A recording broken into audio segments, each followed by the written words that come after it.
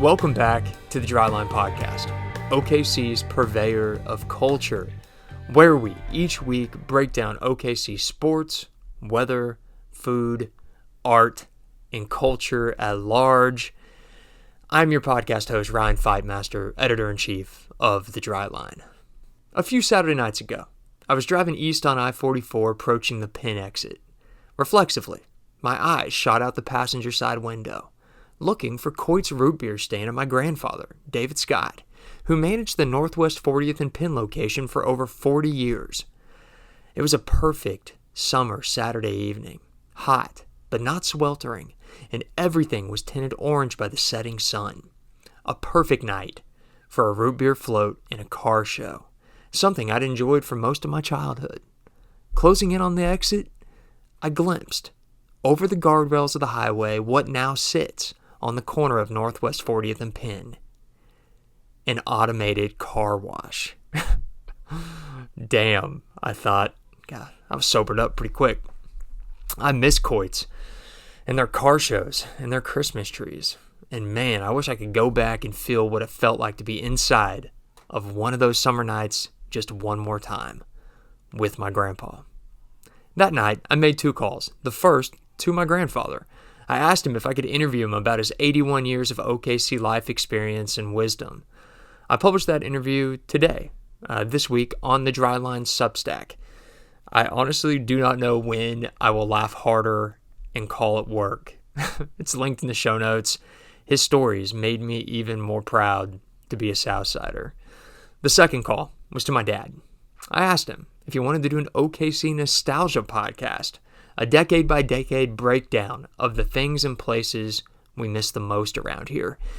And that's what this is, starting with the 1980s and then rolling through the decades into the 2020s. Bars, restaurants, sporting events, venues, parks, shopping centers, malls.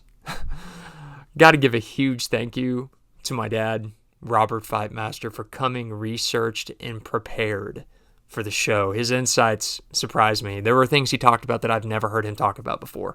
So it was really cool. It was a ton of fun. So much fun, in fact, that we decided to split our conversations into 2 parts. The second part of our conversation is an analysis of the OK Gazette's recent Best of OKC awards. We say who was deserving, who wasn't, who got snubbed. Then we ask if OKC's past, what we talked about in today's show, was actually better than its present. Get our answers to that dangerous question when the Part 2 podcast drops on Saturday morning. Thanks for listening, y'all. As always, into the OKC time machine we go with my dad, Robert Fightmaster. First podcast talking about Oklahoma City for us. Most definitely. First one about our beloved city here. So what do you think about Oak City instead of OKC? I had this discussion with Ben today at work. I know it's caught on as a national moniker for us. Mm-hmm. And when you watch SportsCenter, everybody refers to Oklahoma City as Oak City. I hate it so much because it's like I think of oak, the wood. Yeah, how do you spell Oak City? Is it O-A-K City? And nobody locally calls it Oak City. I think it's terrible. So you feel the same way? I'm kind of indifferent. I hadn't really thought about it until today. So it's just something that just popped into my head just now. Is like, is it OKC? Is it Oak City? It also sounds a lot like Elk City. Shout out to our friend Justin. That's right. Yeah. But yeah, I don't know. I'm going to keep going OKC. It just been saying it for way too long to change that up now. And Oklahoma City is a complete name. OKC is perfect. Right. I don't think we need Oak City. It's like an in-betweener. We already have a long name and we have a short name. We don't need like a middle name. Yeah, you know exactly. What I'm saying? Yeah. I think we're set. So, all right, Dad, our mission today, in preparation for this discussion that we're going to have, we both made lists, which were basically stuff we love that no longer exists in Oklahoma City. We did not share our list because we wanted to surprise each other with what we came up with. That's right. And you were born in 1969. Sorry to give away your age. So your wheelhouse of OKC expertise opens up really after 1980. I was born in 1989, so mine begins around Y2K, though I'm not afraid to mix it up, talk about some 1990s.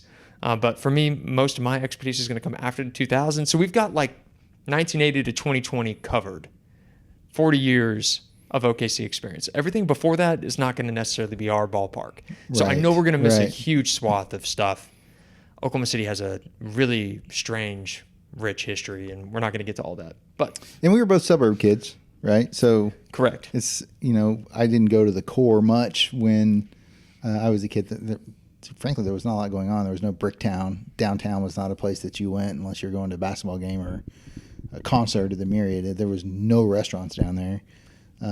So, yeah, a lot of my experiences in the 70s were not in Oklahoma City. They were in Moore or Norman or Edmond because I had grandparents in those places. So right, because urban renewal knocked the city, many of those city buildings out from like 1970 through whenever the Bricktown Ballpark opened, which would have been what, like 96, 97? 98. Actually. It was 98. Okay. 1998. Okay. Fun fact, urban renewal, and I don't know if you knew this. I found this out in our research for this, that the whole reason they knocked out a lot of those buildings around where the Myriad Gardens is now was because the plan was to bring in a Galleria Mall. Really? And it never came in. I did not know that. Yeah. And the funding dried up, and yeah, the architect, I forgot his name. It's in Boomtown, but yeah, that was the original plan, was to create that like Houston and Dallas shopping experience. Which, would that have worked in Oklahoma City downtown? Probably not. There weren't enough people in downtown at that point. I don't see it. We'd already had the urban sprawl where there was not a lot of, besides Heritage Hills and Mesa Park and those areas, there weren't a lot of people living in that area that would have supported it. And again, there wasn't a reason to go to downtown unless that's where you worked. I remember going down there. Everybody had already spread to the suburbs by that point, right? Yeah, mainly, and it wasn't a place to go on the weekends. There wasn't a lot of draw to go to downtown OKC. Even concerts. There was concerts at Lloyd Noble.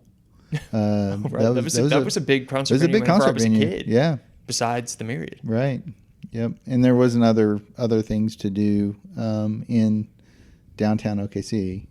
When we get to the list, you'll kind of see that a lot of the things that you did were on the outskirts. Outside the urban core. Outside the urban core. Yeah. Which is crazy because the city's changed a lot. But so accordingly to our goal of listing all the stuff that we missed, we sorted it by restaurants, bars, experiences, which was like sporting events, places, various other media related things that you could do, or anything. By the decade, so that's how we're doing this. And we're going to begin in the 80s and conclude with, like yesterday, because there's some stuff recently that's gone out that I'm going to miss a lot. But it must also be noted that our list will have a regional flair. We are Southsiders, as you mentioned. Both of us grew up in the suburbs. You're a Moore Lion. I'm a Westmore Jaguar. Go Jags. Thus, we cannot necessarily speak to the goings-on of Edmond over the last 50 years because we weren't classy enough to get into their restaurants and bars growing up. It just is what it is. Yep. And after we're done with our nostalgic walk down memory lane, we're going to stack up the past with this most recent Best of OKC awards and winners that got released by the OK Gazette this week. And we're going to give you some thoughts on those awards too. And that's actually still a printable document, a Gazette. Which is amazing, and they cover culture in a way that is not represented anywhere else online or on social media. So everybody support your local OK Gazette. There is a copy near you. Just go search for it. It's out there. Go to one of these restaurants that's still open and grab one. There are plenty. I picked a few up this week. Yeah. Okay, so we are going to start with the 1980s. So this is sort of a 70s and 80s mix, mainly that they came into existence in the 70s or into my memory or my pattern of going there, and then went into the 80s. Not sure exactly when some of these things kind of lost their flair, but I'm going to start with what was the mecca of South Oklahoma City. Okay. And, you kind of talked about that we were talking about having a Galleria type thing in downtown. Well, this was actually supposed to happen in Moore, America. Okay. And Moore didn't want it. So Crossroads Mall ended up at 74th and I-35. At one point, it was supposed to be in Moore, actually, Moore proper. And so they moved a little further north. And that's where Crossroads Mall landed. Okay. So did not know that. So why was Crossroads Mall special? I mean, I know there's Quail Springs, but man, it was state of the art at the time. It had a Le Mans, which was a game room / bumper car place indoors. So really? When you went, you went to the mall to go to Le Mans because you'd spend hours there playing air hockey. Awesome name too. Oh yeah, it was cool. Le Mans. I think there may be some still in some malls here and there. And then they had this place called Farrell's inside the mall. It was Farrell's Ice Cream Parlor. And it was the place for birthday parties. Really? Oh yeah, it was awesome. You know, a group of your friends, if your parents could afford Farrell's, because this is the 70s and early 80s. Yeah. In Oklahoma, it was very difficult. But when you left Farrell's, you always left with a massive, like we were talking about, like 3-inch jawbreaker. You couldn't get it in your mouth, right, as a kid. So you basically took it home, wrapped it in saran wrap, had it in your refrigerator. That's where we put it. I guess it was hard candy, so you didn't have to.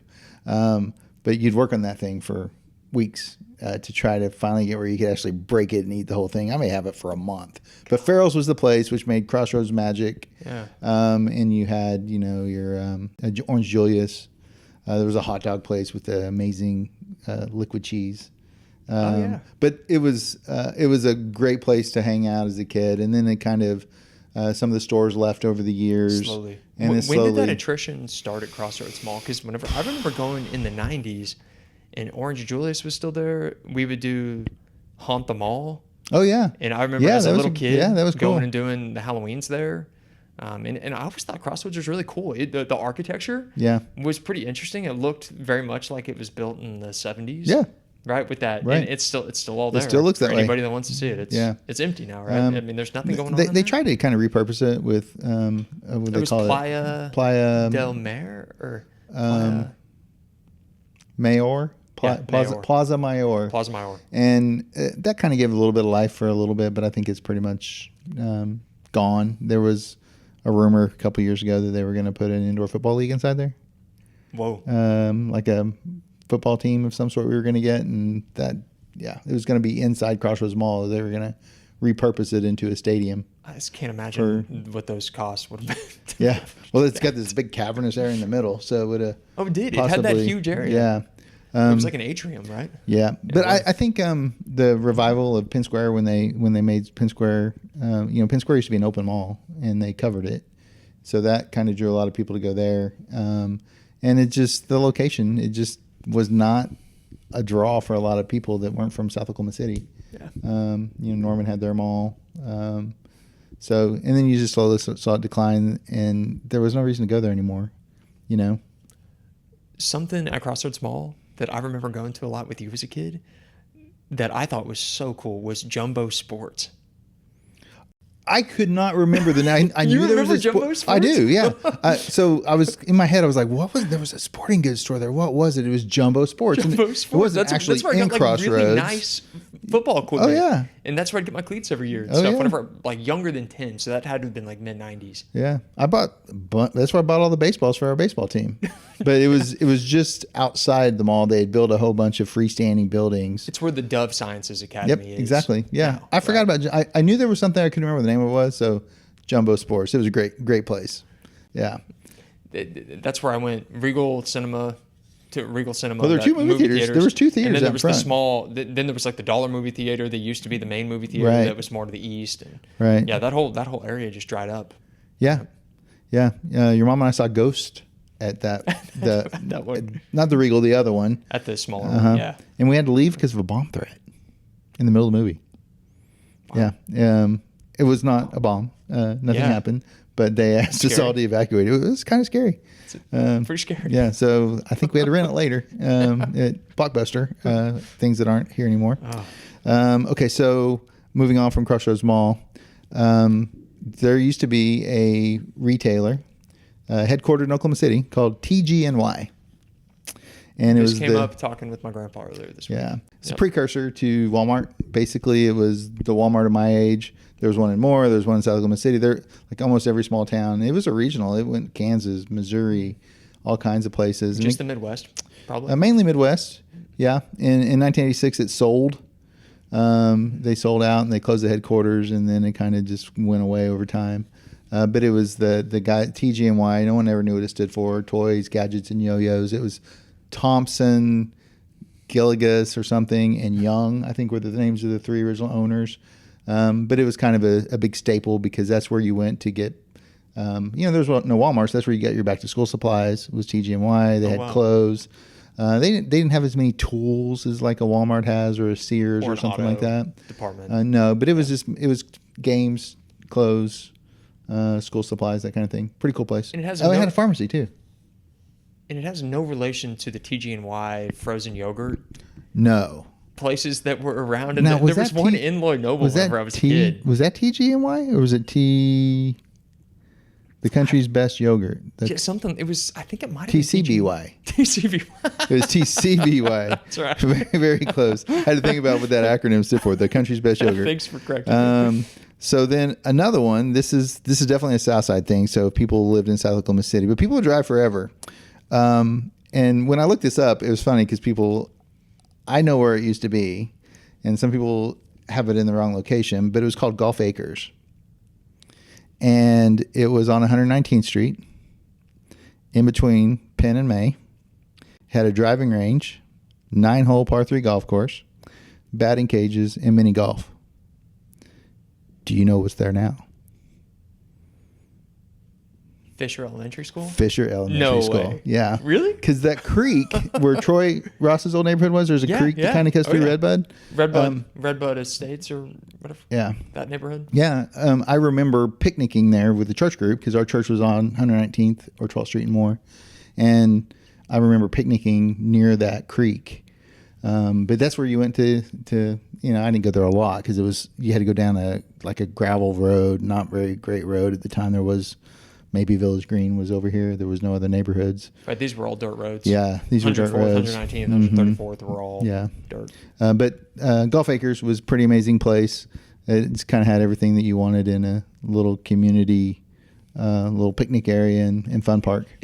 Nowadays, it seems like all of the celebration station like things like Main Event and Andretti's, everything keeps moving. Everything has always moving inside now. Yeah. But everything has always been on the city perimeter. Right. And it's just the perimeter of all that has just continued to expand. Like Heyday had their, in which I've heard that they're closing actually. They are Turnpike Authority. Because of the Turnpike Authority. But yeah, just that's where it was. That's where it was at the perimeter then, and then it got gobbled up by new developments. Sure. Yeah. Well, I mean, if you think about it too, land cost, right? You try to put something like that because it was big. I mean, it had all that stuff, the 9-hole, the driving range. That's a really pretty section of land too. Yeah. At one point, I think they had go-karts too. Did I have that on the list? I think they had go-karts too. I remember that. So you're talking about it had that. So it went from Fisher Elementary all the way north, almost to 104th, probably, right?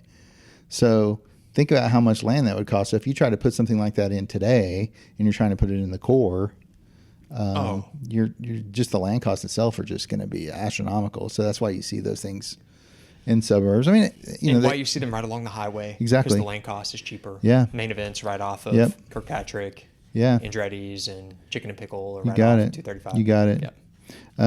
So another one that I only went there a few times as a kid, and this is probably one that maybe your grandfather brought up, is Spring Lake Amusement Park. I've heard about Spring Lake a lot in my life, and I have no idea what Spring Lake is. Yeah. It closed in 1981, apparently. I remember going there probably in 1980. Oh, so you remember going there? I went there with my sister. For some reason, we went there with some friends, and like on a Saturday.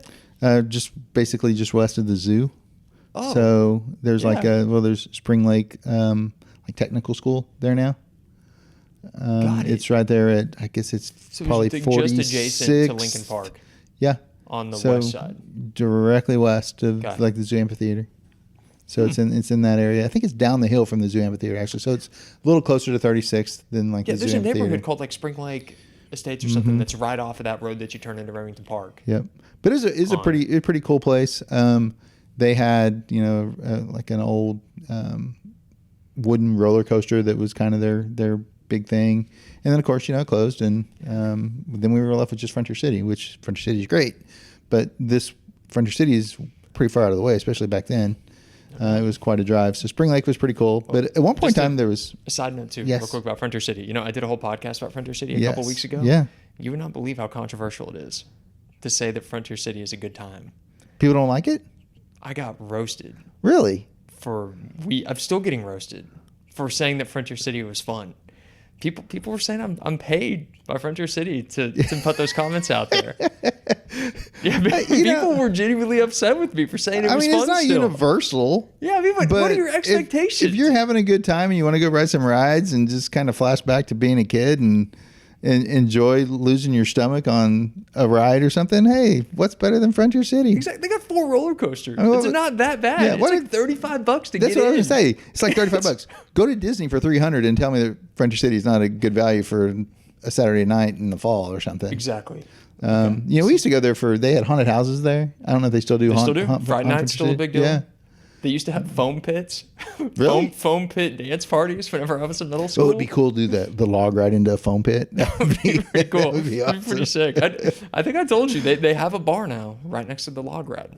A bar in the Frontier City. lagoon that is a part of the log ride. Modern day amusement parks. Yeah. Throw in some alcohol. More some free advertising. Cheap margaritas and really tall glasses and you're set. Yeah, $22 a piece. So this is the one where I was going to throw you for a loop. So the 80s, again, I was a child of the 70s, teenager in the 80s. We had teen dance clubs in Oklahoma City. Teen dance clubs? Yeah. You had to be 15 to get in. Okay. And you pretty much didn't go there if you were over 21 because they serve no alcohol. Right. But I vaguely remember this from like 2005-ish times. Yeah. There were 3 big ones that I can remember. And we would go there, me and my buddies, and you'd see the guys from Midwest City, like some of the bombers that we didn't really get along with from our school, from Moore. We would see some of those guys there. So you got in a little trouble maybe. But one of them was called Gators. That was the big one. And then there was Quicksilvers, which was in more Bethany. So Gators was on like 50th and Meridian, so in the PC area. And then you had... like I said, Quicksilvers, which was more Bethany, like 10th and Council or something. So you had to drive a pretty good ways to pretty get good drive, yeah. So we'd all load up in our cars, our Camaros or whatever we had, our Monte Carlos. Yeah. And then there was one on Northeast Expressway called Cafe Exito, and it was like 2-story. I went there a couple of times with some friends, and your mom, she was with me on one of those trips. But anyway, so those teen dance clubs were probably not something that you had when you were in high school or junior high. We did not have that. We did have these specific events where I don't know who the party planning company was, but they would rent a gym. You remember off really? You remember off Indian Hills in I-35? Oh, you talking about that soccer place? That basketball yeah. / soccer, indoor soccer place that used to, I don't know what it is now. I think it might be a church now. Yeah. It's over there. It may be gone now. Maybe torn down. Valuable. Yeah. It's Turnpike Authority now. Took it, I'm sure. That's probably true. Yeah. It's gone. Whoops. Indian Hills, it's gone. How many of my memories are gone based on the Turnpike Authority's eminent domain? The Death Star, the Oklahoma Turnpike Authority. Yeah. So much money. It took $20 to go to Tulsa, $21 to go to Tulsa now. Back and forth. Absurd. It's crazy. But yeah, that building, they used to do these like Friday night 18 or like 15 and up party things. It might have been like 12 and up. I don't remember, but it was kind of like what you were talking about. Yeah. It was awesome. Yeah. But no, we didn't have standalone bars or clubs, basically, you could go to.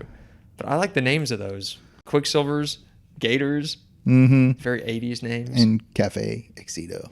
And they had a commercial that was all over KJ 103.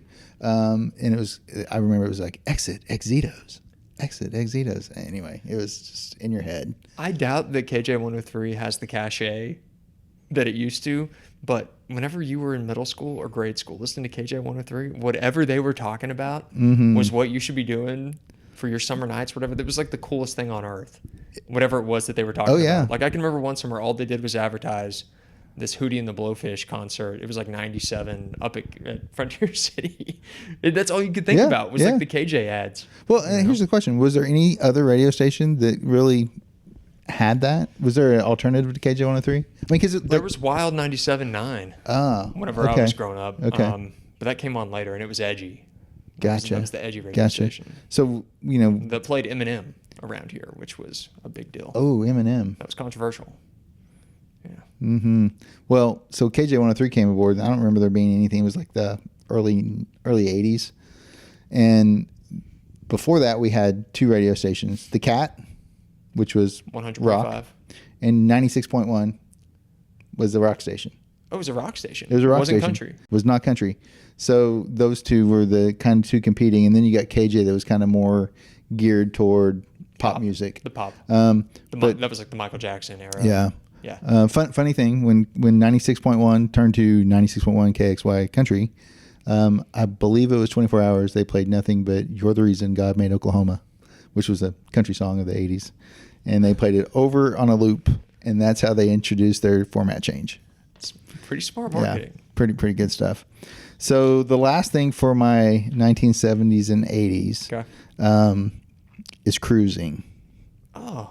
Do you know what cruising is? I've heard of cruising. I never did any cruising, though. Tell us about what it was like to cruise 12th Street. So cruising, yeah. I imagine more. So cruising, you got in your car, which at the time would have been a Oldsmobile 442 for me, 76 Oldsmobile. Had a friend that had a really nice Trans Am, so we would go out in his car sometimes because it got a lot more attention than my old car. Another friend that had his brother had a Jeep Wrangler, so when you put too many guys in the back of a Jeep Wrangler, by the way, it does tip. It really? It happened. Tip? Yeah. Well, it was a stick, and so we were kind of on a little hill, and when he let off the clutch, we kind of went this way for a second. So we had to kind of reshuffle, put everybody in a different spot in this car. But so we would basically drive up and down 12th Street and more. And now there were other places too. Before I really was old enough to drive, everybody went to Air Depot out in Midwest City, but they made it where it was legal to do a U-turn. So they kind of ended cruising. That was it. And then because the cruising was fun because you could U-turn. Yeah, that was the big point. Was you go down to one end, you do a U-turn, and you come back, and you just did it on loop. And you're like spotting girls, and the car's coming the other way. Exactly, or your friends, or your buddies, and you're trying to do this over and over and over again. It's like the original social media. Yeah, exactly. Except you did it on a Friday or Saturday night, and you did it forever. And of course, there was there's bad things that happened. There was fights, and there was drinking, and all those kind of things that teenagers do. But they closed down the one in Midwest City. They wouldn't let you do the U-turn, so that kind of ended it. And apparently they used to be able to cruise on 39th Street too, which we never really did. So there was like 3 big places. But when they closed down the Midwest City, that really made even 12th Street even more. And so then, of course, 12th Street kind of followed suit after, I don't know how long people cruised 12th Street. It was a mess. I mean, if you lived off of 12th Street, it was probably a nightmare to try to go anywhere. In those restaurants, people parking in the restaurant parking lots and not eating food. And so they got rid of that. But it came back. I don't know if you know this. No. During COVID, because of social media, a bunch of people probably that I went to high school with revamped cruising, and they got the city to get involved in it, and they gave them like a special permit. And I actually went out there. How was it? Yeah, it was. I didn't look really as cool in my truck cruising or my SUV as I used to. Silverado wasn't the same as the 442. No. Yeah. But they're doing it still. Apparently, they do like an anniversary cruise, and I found it on Facebook. There's a Cruise 12th Street Facebook page, and I think the last one I saw is they did it in like May. But people will go out there that are my age in their hot rod or their lawn chairs, and they'll sit in the parking lot, and they say, please go to these patrons and buy some food if you're going to sit in their parking lot. Yeah. But it's not the same when you're 55, 60 years old cruising. Have you been out at Scissortail Park or around the Myriad Gardens on a Friday or Saturday night in the summer? Because it has a cruising feel to it now. Really? Yes. I mean, once the sun starts to go down, it's like the music bumps, and it's and cars loud. Just moving through the downtown metro area? It's really? a nonstop loop basically all the way around Scissortail. Huh. In a loop, back and forth. So cruising culture isn't completely dead. I think it's not what it used to be. You know. Yeah. So that's my list for the 70s/80s on places. Do you have anything to add from that era? I do not have anything else to add. Okay. The 70s and 80s. In my 1 year, I'm trying to think if I have any big memories. I guess you From probably 89. wouldn't, would you? From your 1-year-old memories. So I'll move to the other things later. So should I move into some other stuff into the 90s, 2000s on places, and then we can kind of fill in the gaps. And then we'll go back to maybe restaurants or whatever else we want to talk about. That sounds good. Okay, so now this is one of these things that kind of was a big memory in the 80s, and then it kind of went away in the 90s, but it's called putt-putt. And you think, well, yeah, there's still putt-putt, Robert. Miniature golf's putt-putt. Yeah. No, there was places called putt-putt, and they were orange and green is what I remember, and they would be in a shopping strip mall in the parking lot. Oh. And they'd have a little shack Yeah, that I didn't see that. Oh, yeah, so they had some snacks, like, so you get nachos or a hot dog or whatever and a Coke, and all you did was putt-putt. And it was a great date for $4 or something. And there was one on Southwestern at like 59th Street. There was one in Norman. There was one in Edmond. There was one in Midwest City. There was one out in 39th Street in Bethany. And it was like a franchise. Yeah, I was going to say. It was a national thing. And I remember seeing their putt-putt championships on Saturday morning TV. ABC's Wide World of Sports. Yep, on kind of one of those things. But they had a funny commercial, like putt-putt for the fun of it. Yeah, anyway. That would have been gone by the time I was... And yeah, by the time I remember, because all the putt-putt that I remember was at places like Celebration Station, Perfect Swing. Yep. And those places probably were a lot fancier. There was no putting through a clown's mouth. I mean, it was pretty much your flat putt-putt. There might have been a hole that maybe had some fake water on it or something, but it was just a great place for a cheap date or a little fun with your family on for a cheap budget. So putt-putt. I thought I would mention a few like local retailers that we had that were kind of a big deal in the 80s.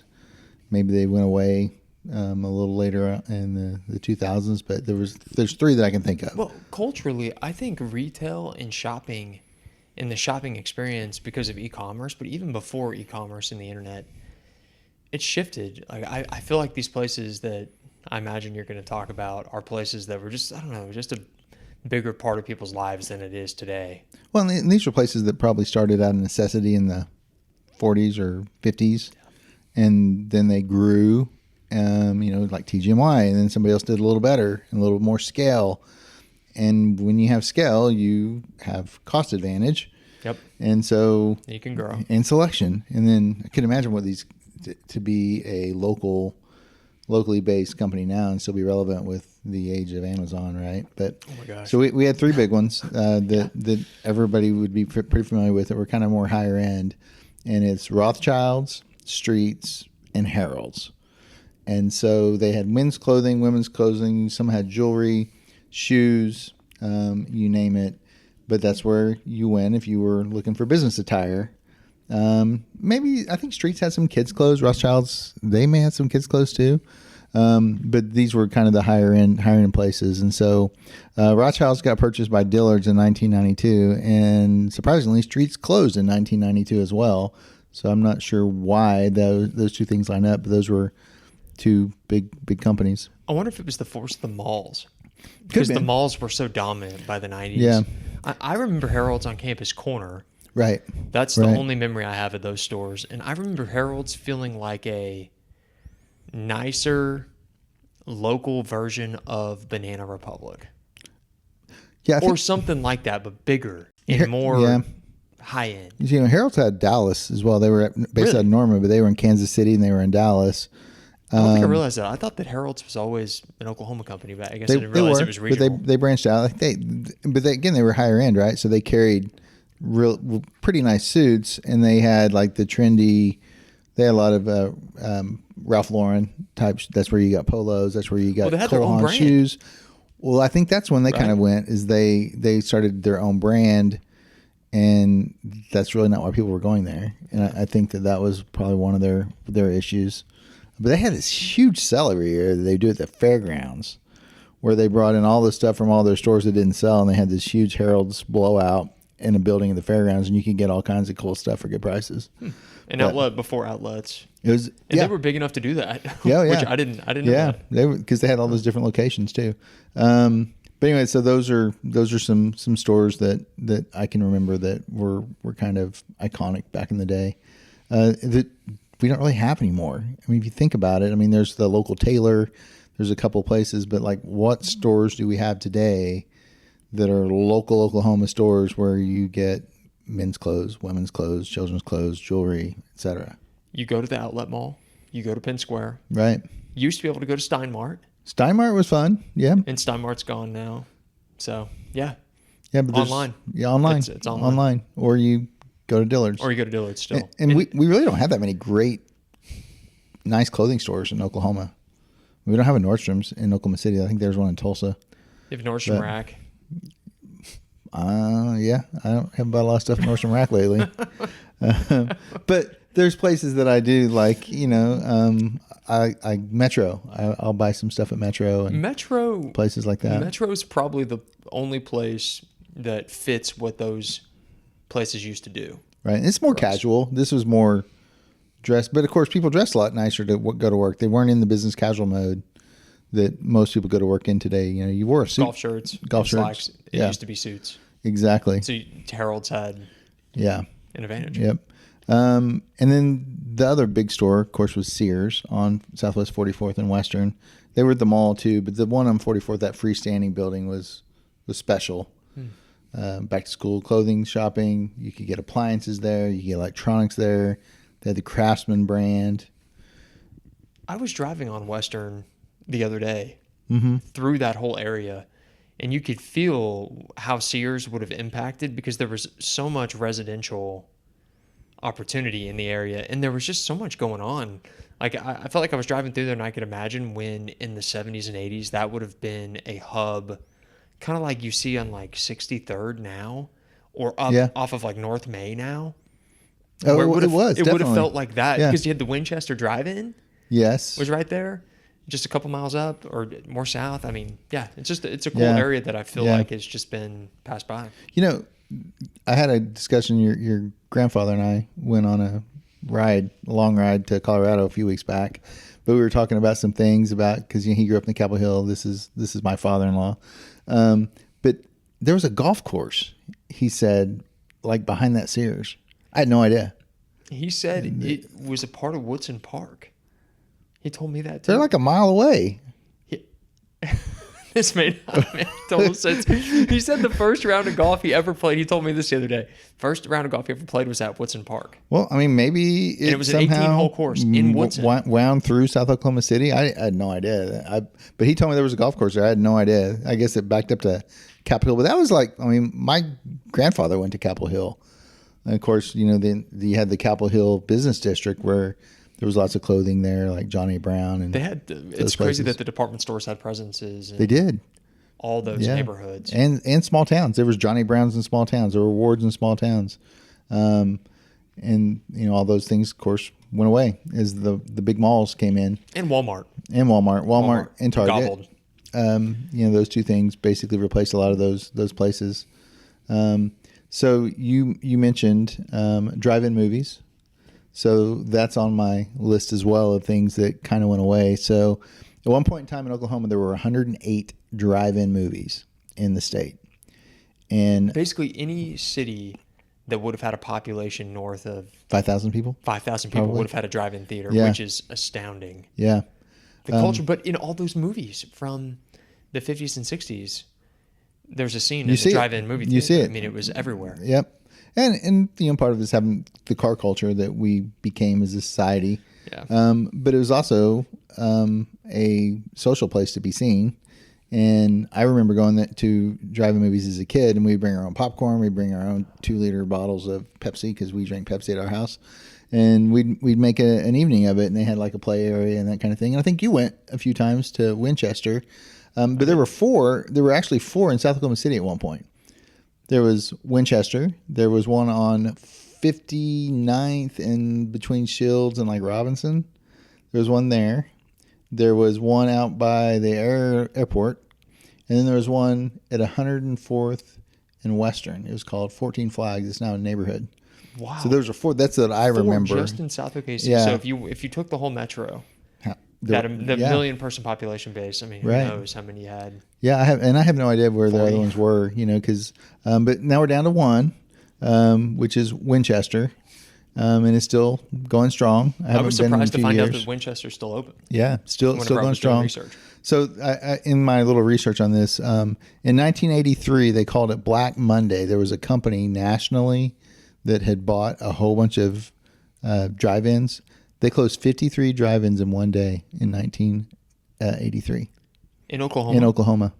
Oh. So we lost half our drive-in movies in one day. This big conglomerate said, this doesn't work for us. So anyway. Wow. Which the rise of VHS. That was a big deal. Has to be linked somewhat.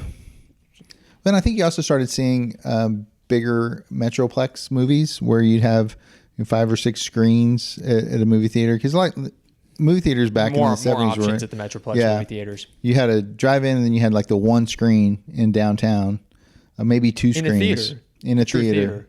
Like, what you see in almost every town, you got an old theater that's been converted to something. Norman has the Sooner Theater that is now a place to see live performances or whatever. And Moore had a double screen movie theater, which was in the same complex as the TGNY, City Moore Shopping Center. You would never know it's there. It's on the back side, on the west side of that City of Moore Center. That's where the movies were. Yeah. Wow. Behind the Humpty Dumpty. That was a grocery store. The Humpty Dumpty? Uh-huh. Okay, I didn't see the Humpty Dumpty either. Yeah. So one more thing, and then we'll move on, is the concourse. I know you have this look on your face like, what are you talking about, the concourse? So some people probably know this, and you know this, you just know what it's called, but there's a tunnel system under Oklahoma City that connects all those buildings. I have been into the concourse. Yeah. A few times, So it was called the concourse in the 70s and 80s and 90s, and it was a city in itself. And I remember my mom worked downtown one summer. I was probably 9 years old, and I think she gave my sister, who was 12 probably at the time, she gave us some bucks and said, go entertain yourselves while I'm working. And so we basically just roamed the concourse for a whole day one summer. And there were restaurants, and there was a Rothschild's downtown. And so you could get to that Rothschild's. There's a BC Clark. You could get to BC Clark. It's still there, I think. But there was probably 10, 15 restaurants underneath Oklahoma City. And you didn't have to go outside to be able to go to lunch. And you could just walk down your escalator or stairs into the tunnel system. And you could go to shops. And so that they slowly went away downtown. I'm having a hard time even imagining how this would work, or that there were this many people that would be available down there to go to lunch. Well, and then who thought about doing it in Oklahoma City? So at one point there was a lot of businesses in Oklahoma City, and then in the 80s they moved to Northwest Expressway. They moved all the office complexes. The offices moved, and then that came back where there's a lot more businesses with oil and gas. They moved to downtown Oklahoma City in the 2000s, right? But that's where all the law firms were. That's where everybody went. The courthouse, of course, is the hub of things, so you can get to the concourse from the courthouse. But anyway, so I remember that as a really cool experience as a kid. But it's thriving today, but it's totally different. There's like one coffee shop, maybe a trinket store of some sort.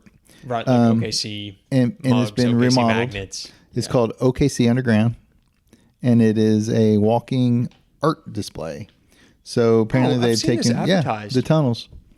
Yep. So they've kind of remarketed it so you don't have the retail and but it was a pretty cool experience as a kid. What would be the best way to get into it, you think, today? Well, if you go to the First National Building, you can get in it there. You go down the hallway where Stock and Bond is. Yes. There's some stairs. You got to find the stairs. And then you can go down that way. You used to be able to get to it from Leadership Square. You can get it from Leadership Square. You get to it from the courthouse. You used to be able to get to it from the Myriad. That was kind of like the end of it. But of course, Myriad's gone, and so you can't get to it there. But if you want to look it up, it can tell you where the entrances are. You can get to it from Liberty Tower, which is now Continental. It used to be Liberty Bank, and that was the Liberty Building. Sheraton, you can get it from the Skirvin. I'm sorry, from the Skirvin Hotel. Yep. You can get to it from the Sheridan because they're the little mall system connected to it. So it was a big deal, man. You could get all over the city and not have to go outside. As a kid, that would have been really cool. Oh, you thought you were in like some secret cool Harry Potter world or something. I mean, it makes sense in like Chicago or New York or one of these places where the weather. Where you have to go underground. Yeah. And you had all these meetings, and everybody back then met face to face. Yes. There were less phone call meetings even back then. Yeah. Yep. So that was kind of a neat memory as a kid, being able to go down there and you learned about something that nobody else knew about. Because if you didn't go downtown, you didn't know about it. And apparently there's some stories that we had apparently a underground like Chinese network of like businesses, like maybe some illegal gambling and stuff like that. So if you're ever doing some research in underground Oklahoma City type things, you can find some stuff, some rumors that there was a tunnel system outside of downtown Oklahoma City that might as still well. exist. I've seen this. Okay, that's going to have to... Okay, at some point, that we're going to do a deep podcast. dive. We're going to do a deep dive, maybe like a series on that, the Chinese tunnel system conspiracy. Yeah, and I don't know if it's true or not. It'd be really interesting. I hope it is. I hope it's true. I think it'd be really cool. I'm telling you, Oklahoma City, we have the strangest, richest history. We do. We've got some interesting stuff, which we can hit on some of this stuff when we get a little deeper into some other things too. Yeah, we're getting into it. Okay, so where do you want to go now? Are we into the 90s? We are into the 90s. Shall we go into bars and restaurants from the 90s? Let's do that. That do not exist anymore. Yes. Can I give you one to start? Please do. Do you have the Varsity on your list? I do have the Varsity on my list, and that is what I kind of mentioned earlier. The Varsity, as a kid, I thought that was the first like real sports bar that I had been into as a kid, with huge screens, individual screens in the booths, and the food. The food was fantastic. The club sandwich, the Varsity club sandwich. That's what they were known for. As a kid. Yep. That was like the first place I had a club sandwich and thought like, okay, yeah, this is like a special kind of food to eat. I know it's a crazy thing to say about a club sandwich, but hey. I loved the feel of the Varsity. It was like you would walk in and it was dark, and it's so much OU specific, OSU specific stuff on the walls. It just felt big time. Yeah. In 90s sports. Yeah.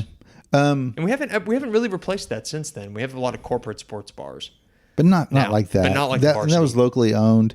And it was off Meridian, so, south side. And there was another one too, though, north side, right? So the original one was on 63rd. The one in South Oklahoma City is one you went to a lot because I had an office there. Mm-hmm. Do you remember what my favorite sandwich was when I went there? It's pretty easy if you know. The Reuben? No, that's a different lifetime. Buffalo chicken sandwich. The buffalo chicken sandwich. They had a fried sandwich. buffalo chicken sandwich covered in buffalo sauce. I'd get a side of buffalo sauce. Had blue cheese on top of it. Yeah, that was my thing. They had, so you remember the Meridian location because I worked close to that. I do. And that's when we went to the most. But the best one was their original, which was at 63rd between Western and Grand. So right by Whole Foods, there was a building, and it was in that building. And before that, it'd been a dance club, and then a restaurant came in. Italian place called Tony Roma's, and Tony Roma's went out and Varsity went into their space. And so that was in 1990 is when they opened. And man, I can't picture that at all. That is. It was kind of interesting because it was different levels. It was like one of those. So it was a building. There's an old school there. So it was like directly west of that old school that's been converted, whatever. So the Chesapeakeization, they call it, let's see. Chesapeakeization. The Chesapeakeization of that whole area. That's when that building got taken out. It was an office building, like maybe a 4 or 5 story building. Oh, yeah. And inside it was that restaurant. I think there was also a place called the Tack Room on the backside of it that was kind of like around racing. But so that's where the original Varsity was, and so it had different levels. So you step down into part of it, and you could step up into the game room. And it had been a dance club before Tony Roma's. But that was the original location. Of course, they also went to Tulsa, and then that closed in 2007. Sleepy Hollow. Sleepy Hollow, that's a popular one for people. I only went there once. Do you remember how many times did you go there? I remember going there maybe twice. and thinking it was really cool because it was in the country, Right. which remember, this is like, Do you know this is where it like was? pre 7 years old, probably. I think the last one I went there was for my aunt's Rehearsal dinner. rehearsal maybe? dinner. Yeah. And I can't. That was Kristen's rehearsal dinner, right? Yeah. Kristen Shaw. And so I can't really remember it, but I can remember the feeling of the restaurant is a feeling that I can't remember or I can't think of in the city right now. Yeah. Which was the kind of like destination restaurant. Right. That's out somewhere. I guess the closest thing would almost be like Carletti's now. But Carletti's is in the the same part city, of the but world. it's kind of like that. But that's where Sleepy Hollow was. It was in that same area. Yeah. It was off of 50th. But it was in a nice building that was surrounded by like blackjacks. I mean, it was big trees all around it. Yeah. So it was off 50th out. It was in between like Lincoln and the zoo. Yeah. So it was around Kelly. Yeah. It was in that area. I don't think it was on 63rd. That is a really pretty area. Yeah, it was a really cool area, but that's where it was. There's going to be a big nature reserve. Oh, really? Over there off of 50th. That's going to be really cool to have. State. Yeah. So Sleepy Hollow was one of those places that people went for prom because it was nice and it was chef made. They were famous for their fried chicken. It was their big thing that everybody talked about. There was also the haunted house. Had you ever heard of that one? No. Okay, so it was kind of in that same area. So year round? Or was this only... This was the name of the restaurant. The name of the restaurant was called Haunted House? The Haunted House. So it was north... God, why is this not still open still? Well, it was, and they tried to bring it back, and it only lasted a couple years. Yeah. But so it was north of Remington Park on the opposite side of the highway. So, when 44 comes across... You took the service road. And another cool part of the city. Very cool part. It hasn't been developed that much there. There's not much out there. No. I was actually looking at a map around Frontier City the other day, and a lot of that is still wide open land. Yeah. There's no neighborhoods. There's like square miles in that area that there's nothing. So somebody owns it, and I'm glad it's open personally. Yeah. So think east of Kelly. Yep. Or Martin Luther King, east of Martin Luther King. North of I-44, there's a little service road. You took that service road and you turned north and you drove for half a mile to a house. And that's where you had dinner. And it was called the Haunted House because apparently some lady killed her stepdad there in the 40s. Got off. And then she died in the house. And went to foreclosure and somebody bought it and turned it into a restaurant. It operated as a restaurant for however many years. And then it kind of went away a few years later. Horror's return at the box office and how all of the creative energy of Hollywood is pouring into horror right now. That restaurant concept right now would be perfect in Oklahoma City. And it was cool. So that was on the prom list. Today, by the way, it is a boys' home. It has been converted to a boys' home. Yeah. Okay. I mean, think of the history of this place, and you got a boys' home. But so that's the Haunted House. So since I'm kind of on that theme, another place that people would go to prom was. Can you think of this one? It's a big one. You've been there. Applewoods? Eagle's Nest. Eagle's Nest. Oh. At the top of Founders Tower. That's right. And of course it turned to Nick's and then it turned to That's where my first creme brulee. That's right. We took you there because you did really well on your report card or something.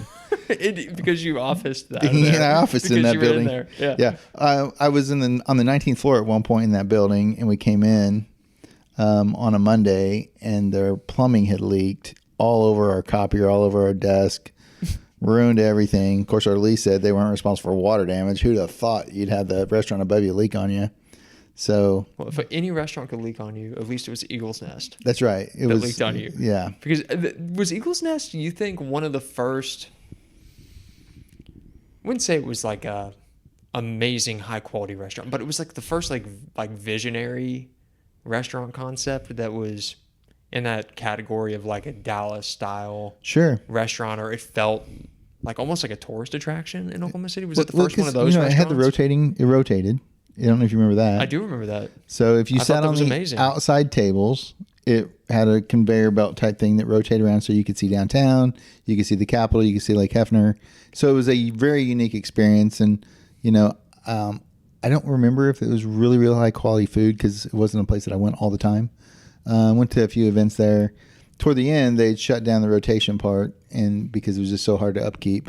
And I think maybe now it's some sort of bar type thing for the people that live in there because in it's the tower apartments now. Yeah, right. But that was an office building, and it had a swimming pool in the basement when I first moved into that office in the 1993. It had a swimming pool in the basement. Had a swimming pool in the basement. Yeah, there was a gym and a swimming pool in the basement. Wow. Of that building. So that was those were some of the really high end restaurants that I remember as a kid. There was also one called Christopher's, which was by Will Rogers Park that overlooked a pond. That was a really cool high-end restaurant in Oklahoma City. It'd be a good spot for one then, too. Oh, yeah. Yeah. The building's gone. At one point, it turned into a mortgage company. There was a mortgage company in there for a while. But those are a few of those. And then you mentioned Applewoods. And so if you were a Southsider especially, Applewoods has special memories. So do you remember going to Applewoods? And special smells. And smells. Oh, you walk in that place and the apple fritter smell was crazy. I barely remember being in there. I remember more of the parking lot of Applewoods for whatever reason. I felt like I just always remember parking in that place in what felt like an office building. Yeah. But what was Applewoods like, and what was even on the menu at Applewoods? We were there all the time for special get-togethers, birthdays. It was home cooking, if you will, but kind of Oklahoma style, like prairie home cooking. No, like high-end home cooking, like chicken and dumplings, pot roast. You could get a steak, like kind of like what Pioneer Pies used to do, like that. Yeah, style, but it felt like you were. It was higher end. Yeah.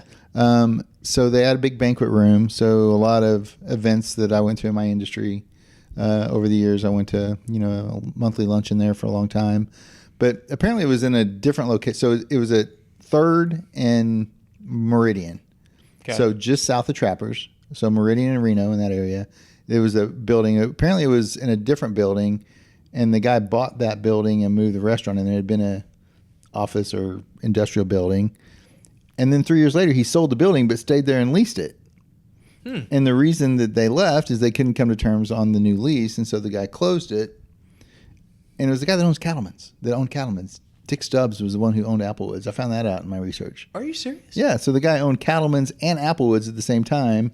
And then they briefly tried to open on the north side. And they called it North Gate or North Applewoods or something like that. And it didn't quite last. It just didn't kind of have the same appeal because again, it was one of those, you move locations, you sometimes lose your clients. We've seen that with restaurants all over the place. It was Southside as an institution too, and it's like that story we've heard many times of a lease negotiation going wrong, right, and then a restaurant leaves and then it's gone. Yeah, like 2 years later. Yeah, location, and that was also the heydays of Applewoods was Urban Cowboy. Right. Yeah. And so that part of Oklahoma City had Graham's, it had In Cahoots. Oh, right. All those country dance places. And so people go there, get a good meal, go out. Graham's and In Cahoots. Oh, yeah. That was the place to go dancing. It's still, it still was as of a few years ago. I don't know what that is it called Cowboys now? Cowboys. It's called Cowboys. Yeah. And I think Graham's might still be there too. It's not I don't go dancing. So, it's not my thing, but so Applewoods was a classic place I'd love to see come back, but again, I think you have to recreate the environment, and that's the hardest part about it. There was also another place that was kind of down in that same part of the world. It was called Molly Murphy's. Have you heard of that one? Never heard of Molly Murphy's. Again, place to go for prom, right? Or birthday. And so what Molly Murphy's was a local place that was kind of based on a place in Dallas called the Time Machine. I think that's what it's called. And the waiters dressed up as characters. So you might have Popeye, Minnie Mouse, whoever. And they were sort of rude to you. They weren't real nice. So like when you get up to go to the restroom, they would announce, kind of Dick's Last Resort, they would announce that Ryan's got to go potty. And then they would follow you to the restroom and be really loud, or they sang happy birthday really crazy. But Molly Murphy's. It was just like this. It was also over there off Meridian? It was off Meridian. It was at probably, I don't know, 8th and Meridian, little freestanding building. Meridian used to have a lot of juice. It did. They had a lot of really good restaurants. There was a lot of stuff going on out there that wasn't happening anywhere else in the city. Well, we didn't have the downtown. Nobody went downtown for dinner. Right. Memorial was not the a pull thing to Meridian yet. was before the revitalization of downtown. Yes. And the growth of Mustang and Yukon And, we kind of talked before this started is there was not a lot of chains in Oklahoma City. At that time, there was a lot of locally owned things, and then a lot of chains came in. And I think those ended up being closer to where people lived, made it a little more convenient for you to go to dinner after baseball practice or after school or whatever versus having to get in your car and drive 20, 30 minutes to Meridian if you weren't living in South Oklahoma City. But that was the place. I mean, there was a Zio's down there. We would go. This is where we always went to dinner, was that whole corridor, Charleston's, Zio's, on the border. On the border was on the border over there. Yeah. But, and I was going to bring up Zio's because I don't know if I actually miss Zio's food, and I would say the same thing for like Don Pablo's. Right. Oh, I love Don Pablo's. Yeah. The food was good, but I do miss that style of restaurant that was so family focused. When you walked in and they had the paper on every table. Oh yeah, for the kids to be able to yeah. And they had the printout sheets of activities for kids to do. I can't even tell you the last time I saw a restaurant give out crowns and paper at table and stuff like that. But that was a vibe that I think was done by about 2004. But that was the 90s to me. It was Zio's, Don Pablo's, those places. Those were cool places. And the fountain inside the restaurant. And Don Pablo's? Abuelo's. Yeah. Don Pablo's. Yeah, and Abuelo's was really good when it first opened up too. It was in business for what, like 20 years? I think it just closed a couple of years ago. Yeah. The Bricktown location, but they had that one. They had the one in. They may have one in Norman too. They had the one on Memorial for a long time, but those are things that we can maybe talk about in a later in this podcast. Yeah, that might come back up. Restaurants too. Other Mexican themed restaurants. Nino's. I miss Nino's. Oh, Nino's. That was our family's Mexican restaurant. Great so memories there. Yeah, love Nino's. And then Crispy's. Oh my gosh, Crispy's in Norman. That was in Brookhaven Plaza. Yeah, and again, that was location. It had such a cool, where unique, Pub W is. Yes, that was one of the most badass restaurants that I can remember as a kid. The way that the tables, and they had those tiles in the tables that were like the multicolored, like blue, yellow, and green, and they had that like jester looking mascot that was like the Crispy's logo. Yeah, they did. Yeah, remember that? Yeah. Well, I just thought it was a really cool restaurant. You remember going there for my mom's 50th birthday party after like a football game? I do. Yeah, and they had that room upstairs. I do. Yeah, and looking out over the top. Yep. Yeah, I love Crispy's. What were you, like 7 years? Well, how old would you have been? 7, 8 years old, probably. we just played some football game and then show up in your clothes. It would have been football because it's September. So another one that was a Southside staple was a place called Harrigan's. Oh gosh. And they had a Northside location as well as on Northwest Expressway. They have one in Amarillo still. There's still a Harrigan's in Amarillo, I believe. That could warrant a special road trip because those cheddar rolls. Yeah. Oh my gosh. So the cheddar rolls. Those cheddar rolls. They had fried zucchini. They also had this steak. It was almost like a roast, but it was a steak. And they marinated it for a long time or something. And it came in a boat of potatoes and gravy. And it was phenomenal. But that was the Sunday brunch place. We would go there after church. We would go there as a family for birthdays and stuff like that. Yeah. And it got bought by another restaurant place, and it went out of business in, I think, 2003, something like that is when it went away. But man, place in the 80s and the 90s, probably more 90s on Harrigan's. It was the place in South Oklahoma City to have a good dinner because there weren't a lot of options. Not really. Not local. Right. And there's not a lot going on 74th Street like there used to be. That 74th and Meridian, each of those two places were great places to go to dinner. And now, I mean, there's still restaurants there, but they're mainly chains, and it's not really something I look for as a consumer. And that's where we ate at Outback off of 74th all the time at those chain restaurants. And the chains were different back then. Outback that felt like a really good meal when we would actually go eat there in like 98. Or so, and then it's changed quite a bit. I know they've got we know Price the general manager there. Right. He's going to turn the quality around. He has the Outback on 74th. Yep. I went there at lunch one day and talked to Price, and he was telling me that they've reinvested in some really good beef, and so I had a lunch steak and it was great. And he was telling me their dinner steaks are off the chart, so I've got to get over there to try that out. But And again, Lunch. We could do lunch. Yeah. Yep. That works well. I got experiences or like sports stuff in the 90s. Do you have anything? I do. Or anything you want have to get a to? few things. I wonder if we got the same ones because there are some big ones that I'd like to get to. Okay, I'm gonna let you go first. Because I don't want to steal your thunder on something. So No, I think you should go first. I was throwing some out there. You go first. I don't want to take it. Okay, so this is one that I think I may have already mentioned it to you once, but before we as Ryan said, we tried not to talk about this beforehand, but I think I let one slip. I loved All Sports Stadium. It was just magic to me because I had memories there going as a kid with my little league team. Actually, my first date with your mom. All Sports Stadium. No way. All Sports Stadium, yeah. So she'll tell the story a little differently than I do. I didn't know that. So seriously? Yeah. Your mom's first date was at All Sports Stadium? First real date, like car date. You had like some interactions at the ballpark. And So we had a bet. I played for the Central Mid-High baseball team. She went to more West, and we played them in baseball. And she said, "Hey, if you guys win, I'll take you to dinner, and if we win, you take me." Well, we won, so she had to take me to dinner. So we went to dinner at Johnny's on 74th, and then we went there and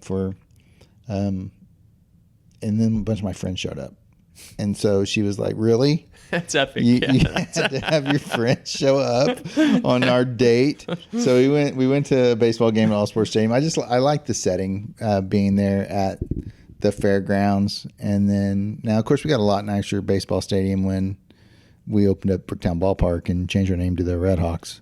But another thing that I miss from that same era was there was like Friday or Saturday night auto racing at the State Fair Motor Speedway. Oh.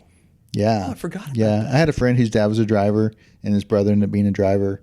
So I went a few times as a kid. No, they quit racing. Stopped, right? They quit racing in like 2009 or something like that, 2015. I can't remember exactly when it was, but well, that was such a staple of every time you would drive past on I-44 or I-40, you would look over there because the lights would be on. Yeah. There, and the lights would be on at the ballpark. That's right. Yeah. Yeah.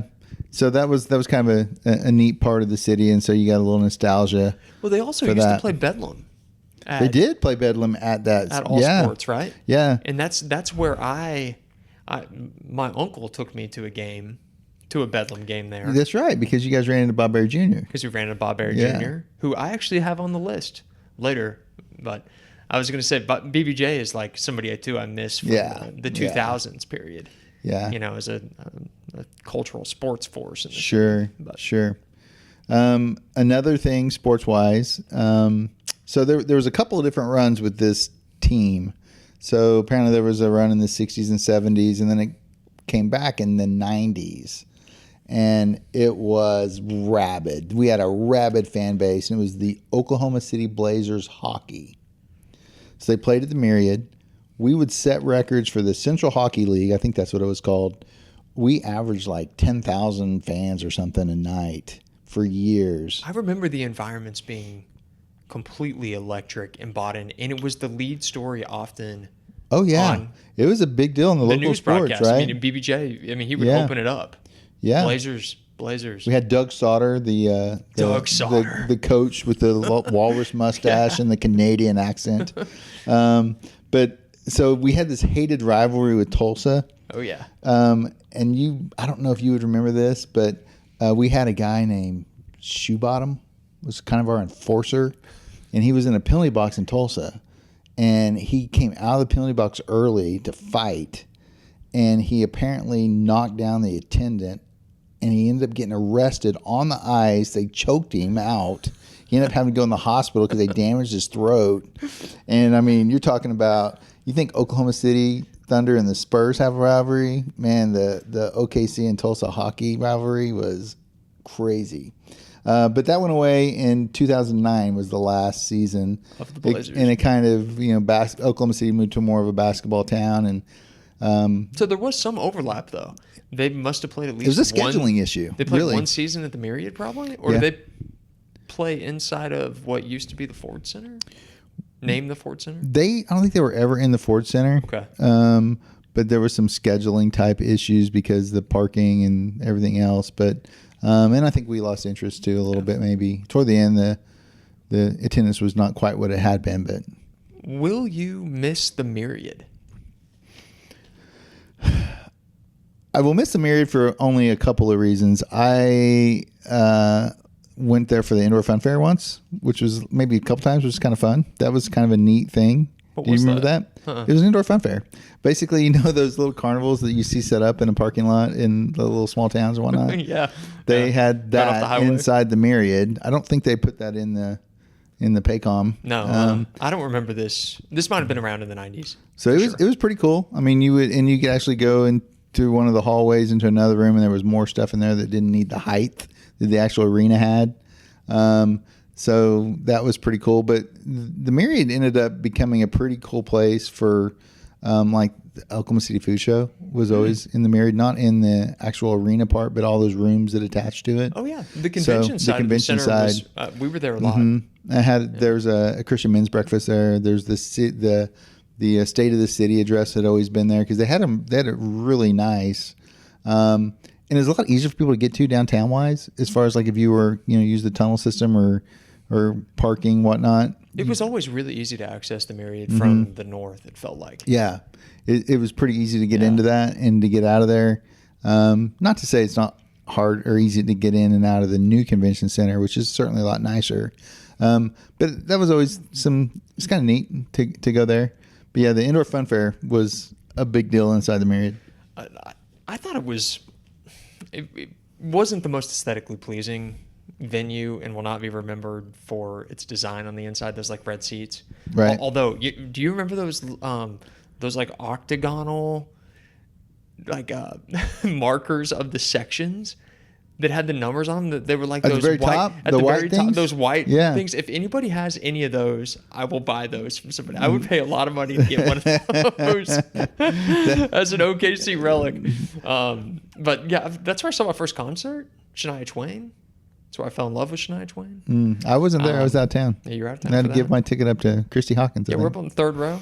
Yeah. It was amazing. She sang you a personal concert, I heard. I was in Kansas City. Yeah, I was right there. Yeah, we made eye contact like 3 times. Oh, yeah, and then you won a Wayne Gretzky autograph. That was at a Blazer game. Photo at a Blazer game that you gave me that I still have in my possession that I think is in your attic. Yeah, so that was the credit bureau night at the hockey. So I'm in the mortgage business, so credit bureaus are a big thing in our world. And so they had a thing where they gave you free tickets. And they basically rented almost the whole thing out to bankers and whoever.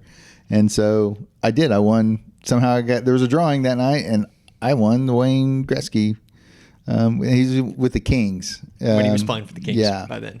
Yeah. I wonder what percentage of the population of Oklahoma City had their high school graduation at the Myriad. If you looked at the actual raw number, I wonder if it's like 10% of the people that live in Oklahoma City. The Myriad. Yeah, mine was at the Myriad. That's a really good point.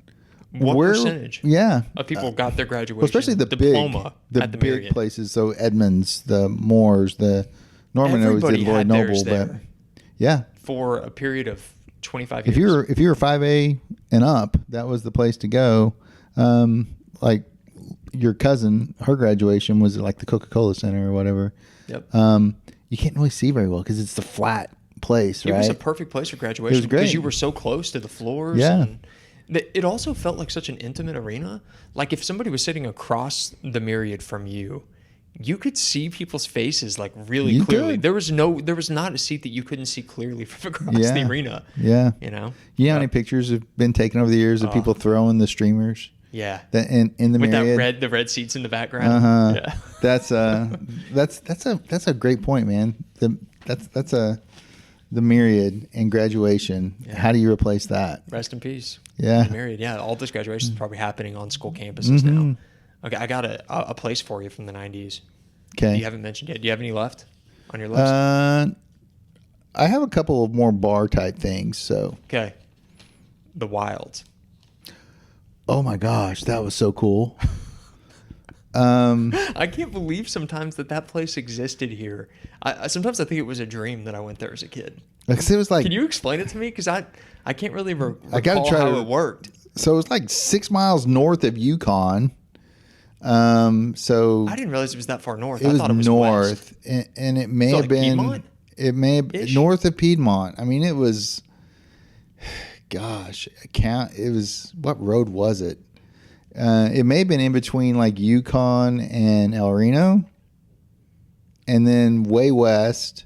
So it was that far west, and it was almost, it's past Danforth. I mean, it was pretty far north, but it wasn't so far north that you would, drive into OKC. So Because it always felt like we had a drive, but it never felt like we were taking a Yeah. big trip. No, go but there. it was a good 45-minute drive from here at least. So had a bunch of land, had a restaurant, had some ponds, had some goats walking around, and had some injured animals. So I think they rehabbed some local injured deer or That sounds whatever. right. So it was country cooking. I think they had an organ, and so they had people playing the organ inside this place. I mean, it was definitely felt Are like you you're serious? thrown back to the, yeah, we actually had a cassette for a while of a couple of ladies that were playing the organ. It was a joke that we bought it, but we were supporting their music careers. But I don't know if you remember this, I'm sure you do. We took your Little League team there for a hayride and bonfire and I do. cookout. And that was really cool. How old would I have been? About 10? Yeah, about 10. So that was probably 99. Yeah, I think Y2K, somebody fell in the water or went in the water. of course. I know who it was. Or did Biscuit somebody Head. fall in the fire? No, nobody fell in the fire. Where there was no injuries. There was just a wet kid in October or November, and it was cold. I think it was Biscuit Head. I think it was Head. Shane. Yeah. He fell in the water fishing or did something. So yeah, the wilds. I had not thought of that place in so long. Man. Maybe the last time I drove I-40, I thought about it because County Line Road or something may have been where it was way out there though. It may have been further than that. The whole experience of that place was special because you would arrive and it would be daylight and you would do some kind of outdoor activity that involved roaming around the property and fishing. Then you would go into your reservation inside the restaurant and the sun would set outside and it always felt like we were there in the fall or the winter. Right. So it was dark and so you're eating inside this like prairie eatery that felt like Oklahoma food. I don't know. Yeah, I wish we still had that place. And Yeah. the way I wish we still had like the haunted house and Right. some of that. Yeah, that was pretty epic. That's a good one. Man, those are some remote memories right there. Okay, should we get into the 2000s? Let's do it. Okay. Where do you want to start? Well, is there anything besides the myriad that's gone from the 2000s? Brookside Golf Course and more is no longer present. Is that And that was really Oklahoma City. We can call it South OKC. was it? Yeah. Because it would have been off 89. Yeah, 89th. it was 89th. Yeah. So it was. Okay, Brookside was probably the most rundown 9-hole golf course that you could probably ever imagine playing on. Oh, no, there was We a said worse it- one. You ever played at Lakeside anymore? It was much worse. Lakeside was worse. Lakeside was a concrete parking lot for a course. But there was something about that Brookside. At one point, it was really nice. Whenever I was playing, it was pretty beat up. Yeah. So it was you could see how it could have been nicer because it was built, I think, in the 60s. So I played there a lot in high school because you could play for like $6, right? Maybe it was $8, and it was only $4 to play Lakeside. I mean, it was cheap. So me and my buddies would play there, like Chris Smith and Billy Lord and Brad Cook and the whole group of guys. We would play after baseball practice or before baseball practice or in the summer. So we played quite a bit. Went to driving range there with you a lot. Went there. That was just a nice place to go hit golf balls.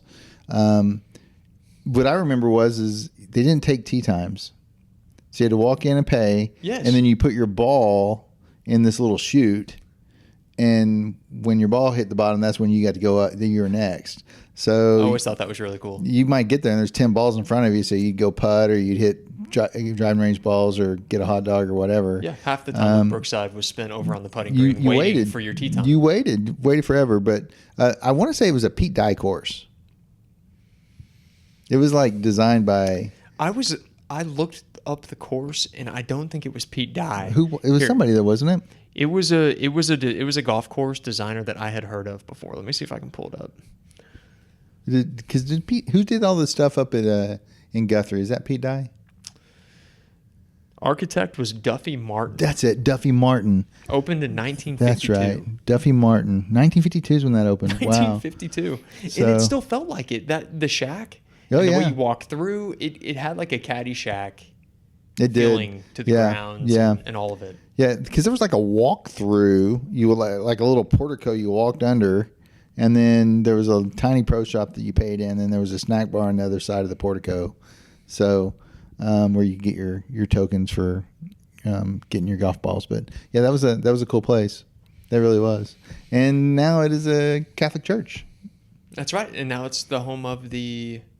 I just looked up what the hill is called. Our Oklahoma City's martyr. Yeah. The Catholic Church. Yes. I just looked up the specific naming. Brothers. Brother.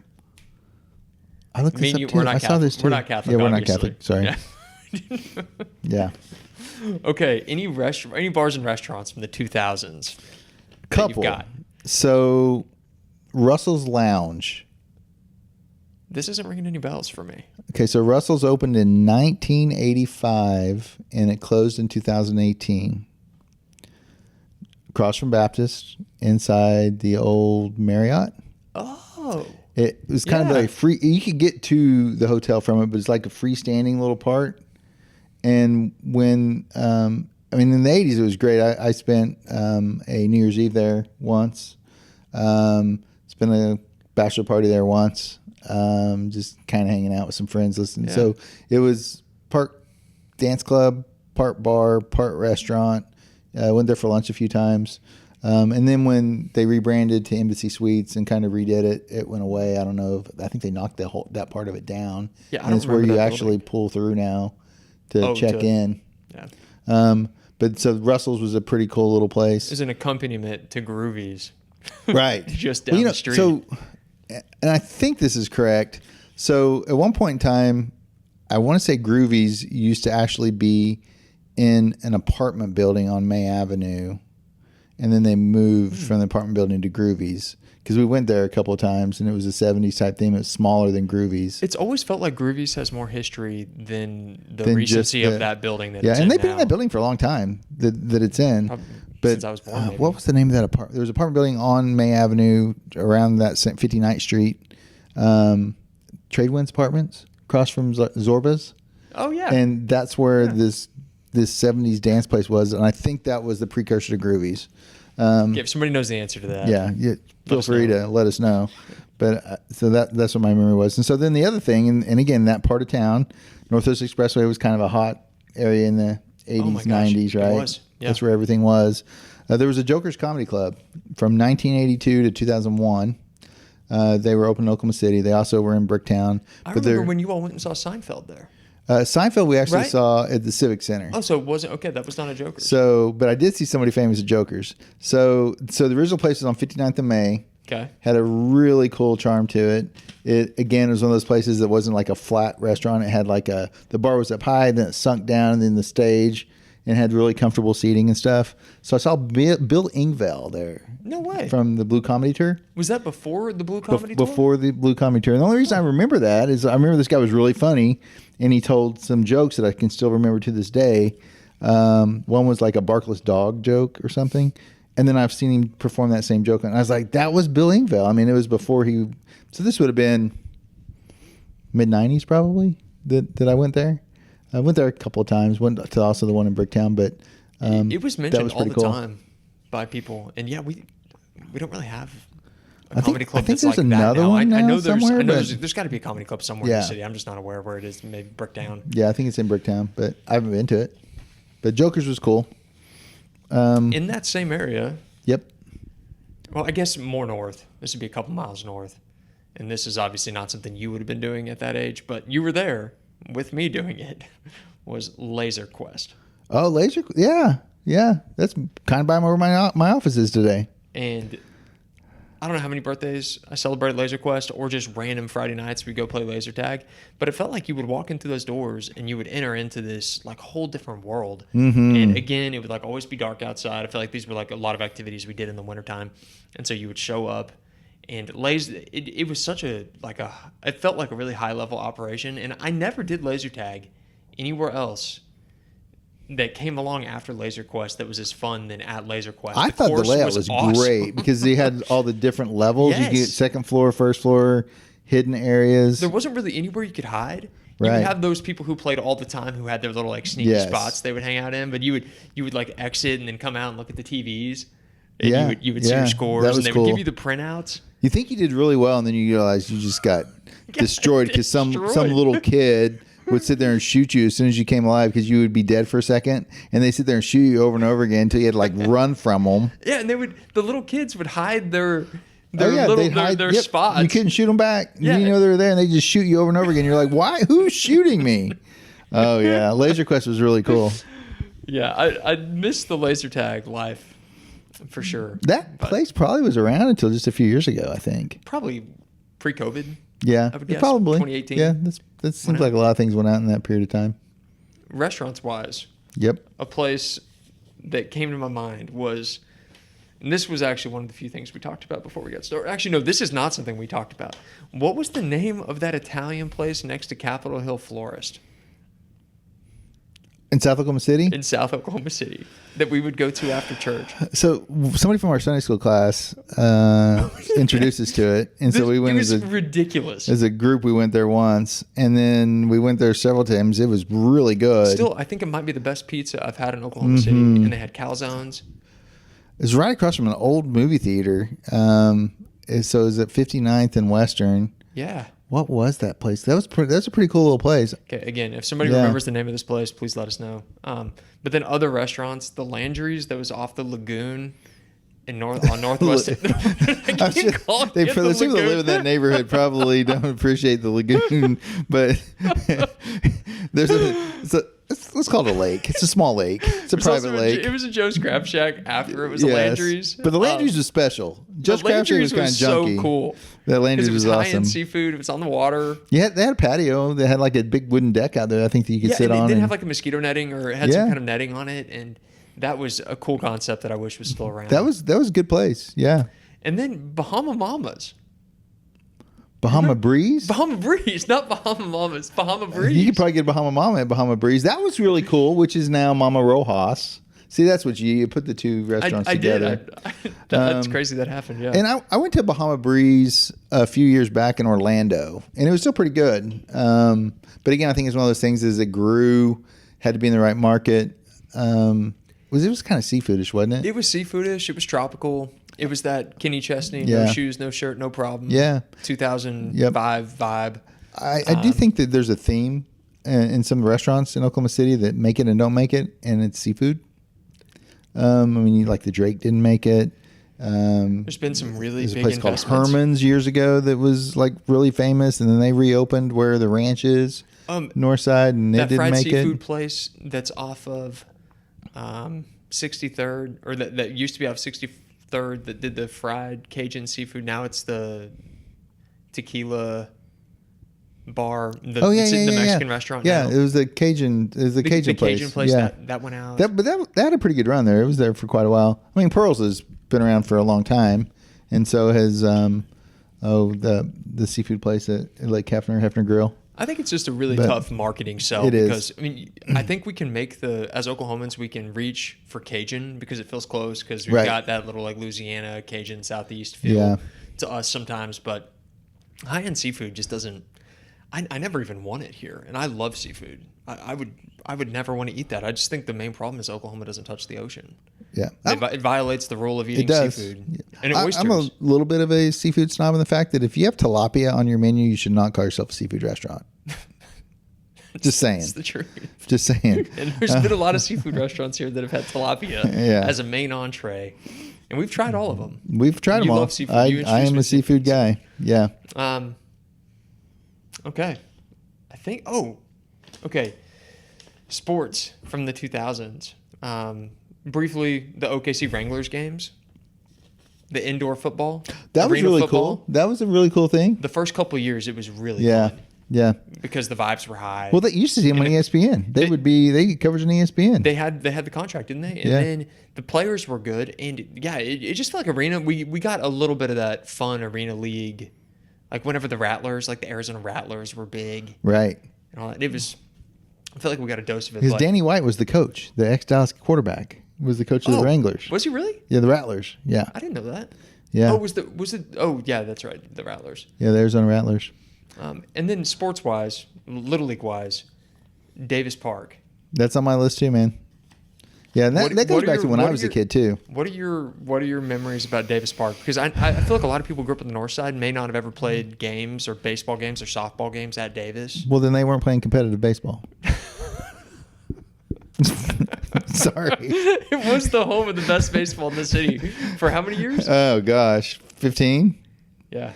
So I mean, there was what was the Optimist, Putnam City Optimist?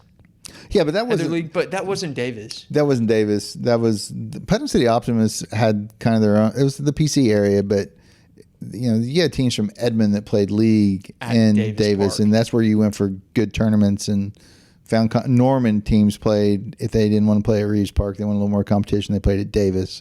So the Yukon played at It was tournament Davis level competition every in night. league every single And when night. there was a tournament, they brought in some big teams. And so you kind of ask the question is like, what made it unique? Well, it wasn't the chain link community baseball park that you see in most places, especially back then. Most of those places today, they've done a little better job of making it a little bit more interesting. But when you go to a community ballpark and it's all chain link and there's not much to it, they all look the same except for one's a little longer than the other one. And when you hit a home run at a chain link park versus at Davis Park, the feeling's different because when the Totally ball different. disappears, Yes. it feels like a home That run. is so cool. It's a different feeling. Yes. And So that was the only ballpark that had that in the only city. one. So Until Legends opened. yeah, and Legends was really cool, except Legends was so big. Yeah. It took forever to get from one park to the other. The thing about Davis is that it was small enough and the way it was put together that whether you were on the backfields, you felt like you were a part of the park. When you played at, that other place, if you were in that backfield, you were by yourself and you didn't know anything about what's going on there, the games. This had this feel where you could get the excitement of the game next to you. Absolutely. While you were playing yours. And I think that's what made it special. So when I was a kid, baseball was in the front and softball was in the back. So where you played when you were like 11. All those backfields in the back were softball. Yeah, those were all softball. So I remember going out there with my sister when she played. And my baseball teams didn't play a lot at Davis. I played at Davis when I was probably like 13, 14.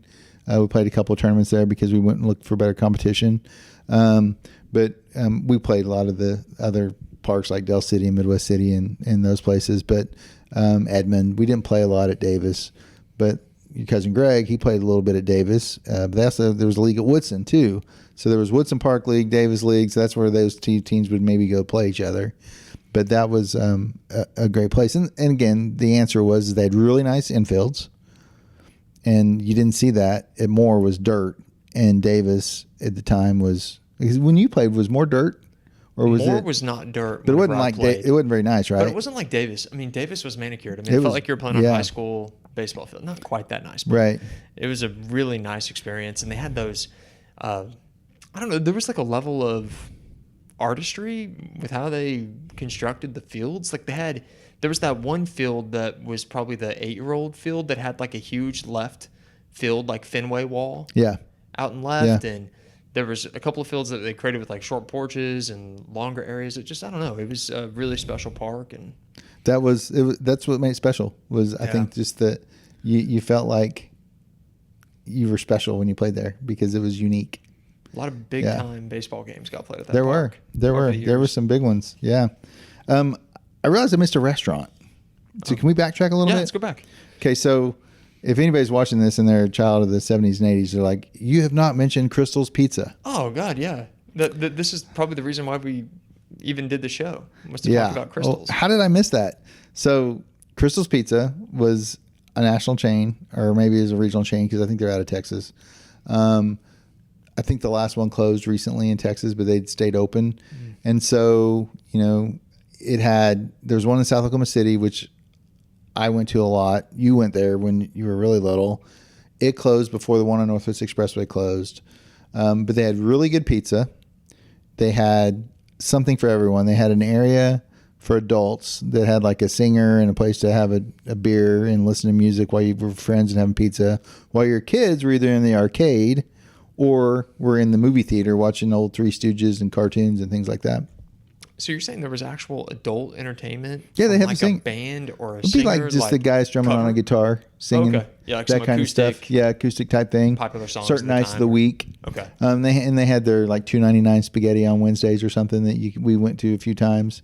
And then of course it closed, and then Northwest Expressway stayed open for probably another 10 years. It felt like, and it was pretty far out. There's like Rockwell. The one off of Northwest Expressway I remember going to for the last time, I think whenever I was 10 or 11. Yeah.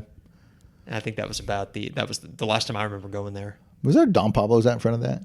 I believe there was. Did Don Pablo's replace it? In that same area. Yeah, I think there was. Yeah, that would have been the same time frame, Yeah. late 90s. Yeah. Yeah. But yeah, I Crystals was so somehow cool. missed that on my list earlier when I was going over restaurants. It felt like they was the eating area on top of the arcade or something like that. Wasn't the eating area, there was like an eating area vaulted up, or like an atrium that was up on top of things, and then there was an arcade, and then there was the private movie room screen where they played the old black and white movies. Yes. It's again like unbelievable that a place like that existed in the city. 2 of them existed at one point in the city, right? I mean, it was a great place to go with your family. It was all family entertainment, and but they also knew that adults sometimes didn't want to hang out in the arcade with the kids, and so as an adult, you felt pretty safe to say, "You'll go watch movies in the theater and take your own pizza, and guys, don't tear anything up. We'll come check on you in 30 minutes." It was the perfect setup, and it makes you look around at places like Main Event, and yeah, it's probably precursor to Main Event and those kind of places, but not sitting around bowling. There's so much though. more heart in the Crystals concept than there is in those. But hey, yep. I don't want to sound like the old man. Mark's and nostalgic. We're talking about so there's a Mr. Gaddy's that reopened. Mr. Gaddy's was a pizza chain back then, and they kind of tried to create that same type feel, that Incredible Pizza type feel. Mm-hmm. Incredible Pizza is probably the closest modern concept to that idea. So Mr. Gaddy's has that concept too. They have a pizza, movie theater, video games, but it's one level.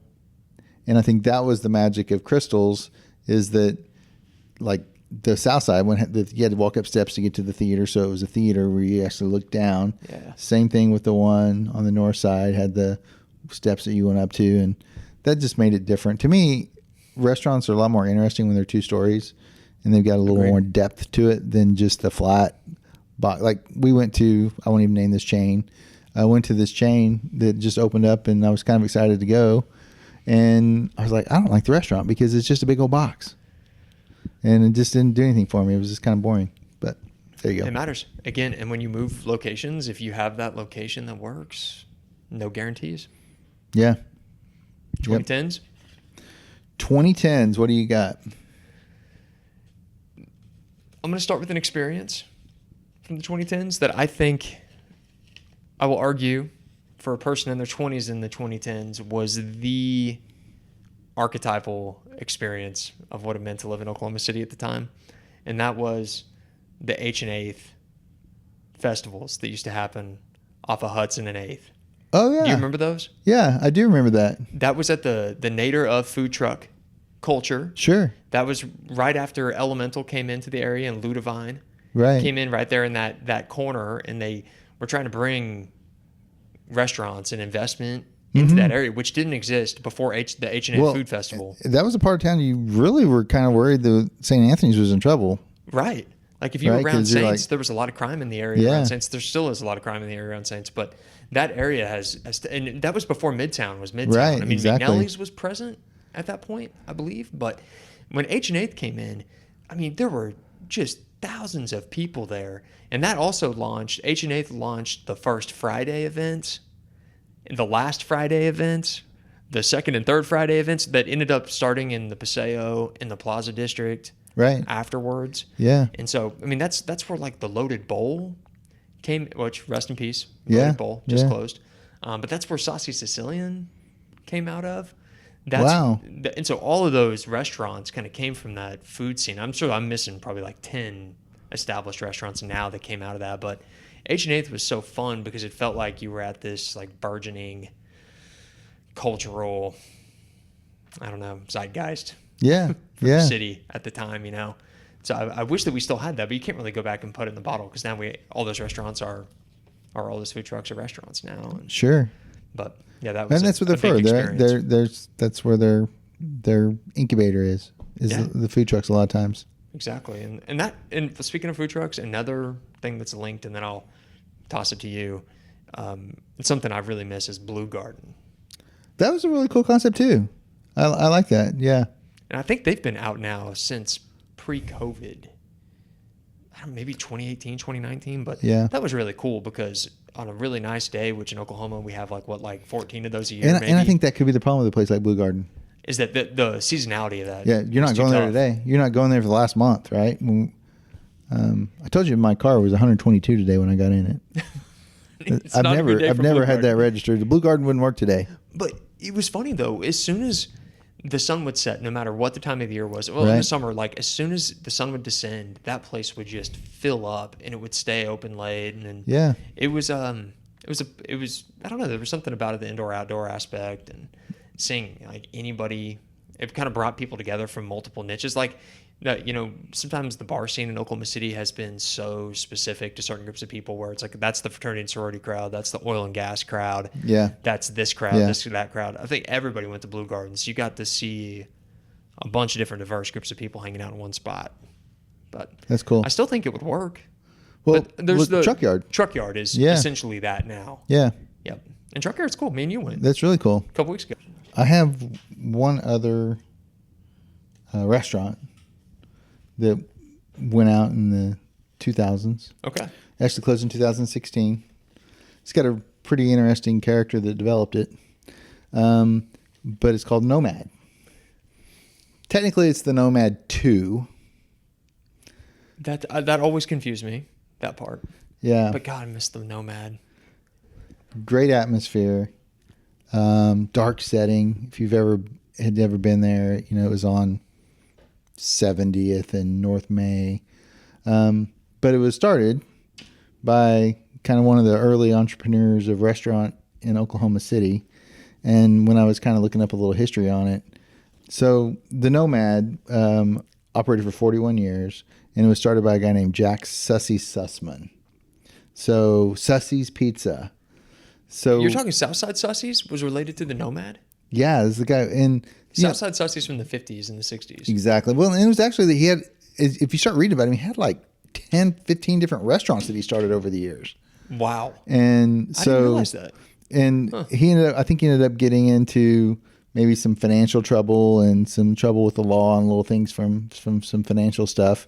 But yeah, it operated until 2016, and then it changed hands and changed concepts. But the recipes were his family's recipes. He wasn't Italian. They basically, his name is Sussman, so they called him Sussy. His business partner said, "We got to call you Sussy so you sound Italian."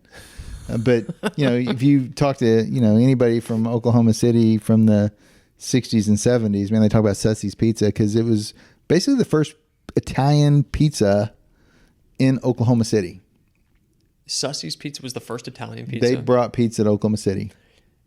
That guy had an eye. He did. The places that he had ended up becoming these places that people loved hanging out at. But I think it's interesting to read if you kind of go through and kind of look him up and see all the different restaurants that he started. What was his first name? Sussman? Jack Sussman. Okay. Yeah. All right. But that was a pretty awesome place. Now, I love the Nomad. Only thing I ever got there was pizza, but Same. Somebody, one of your grandpa's friends, said he loved their steak. Tui was a big steak guy. Apparently, I think he used to get steak there. Huh. Steaks. Mm-hmm.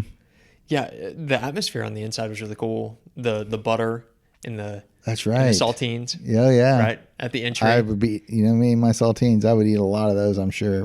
That was another one of those great winter night Oklahoma City places. Yeah. What else you got? Okay, a couple of other 2010s notes. I missed the Packard's upstairs bar. That was a really cool rooftop that overlooked the city. I also really miss Cuppy's and Joe as a coffee shop. That was, yeah. Cuppy's and Joe, the coffee wasn't the best coffee in the city. The baked goods weren't the best goods in the city, but the inside of their craftsman style restaurant building always felt more intimate than any other coffee shop, and it was always like packed at night. And I don't know, it was just like a fun place to have in the city as like a dessert place to go after dinner. And I also really liked that whole development at one point in time. Yeah, Guernsey Park. Guernsey Park. I was going to ask you if you can remember the name of it. That was a cool restaurant. Yeah. Asian fusion kind of place. And then the chicken and beer place. Chicken beer. Chicken beer just went out too recently. So I think that whole area is under some kind of like reimagining at this point. Yeah. There's like a beer hall, I think, that's going in the back.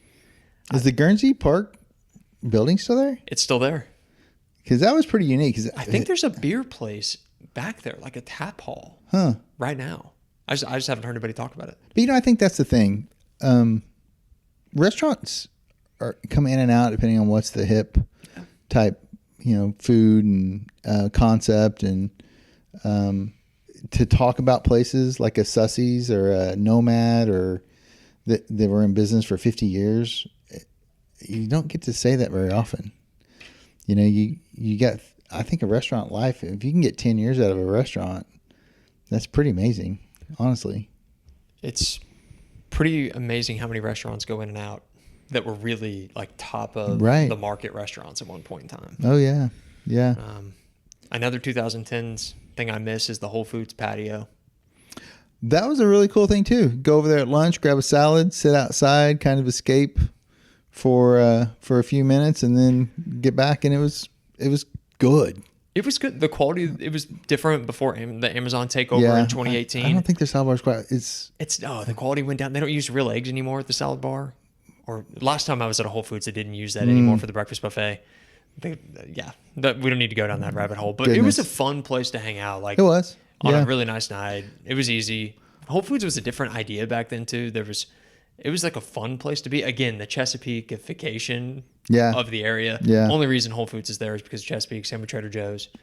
But yeah, I think that's about all I got for 2010s.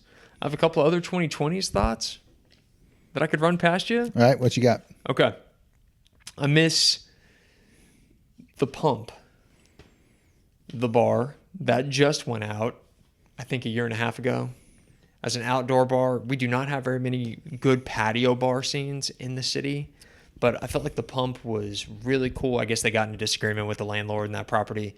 And now that whole area, that whole service station, it's been gutted now. So I don't know what they're going to do with that. I think it's for sale now. So I think their lease got bumped up. They left, and now they're trying to sell the property. And that's a really important corridor next to Mott. In between Mott and Paseo. Yeah. That's a great place for an indoor-outdoor bar. So I'm really hoping that comes back because the Pump was, I don't know, it was cool. That was a really cool place. Yeah. In the city. And then Whiskey Cake had a pretty good run in front of Penn Square Mall. It did. How many years were they open before they closed? I think they just closed a couple of months ago. Probably 8. Yeah. Had it's not bad for that restaurant, there. though. Yeah. For that location. Yeah. That location's always been kind of tough. I mean, it was the Elephant Bar at one point. Whiskey Cake was around a lot longer than Elephant Bar. Yeah. Was.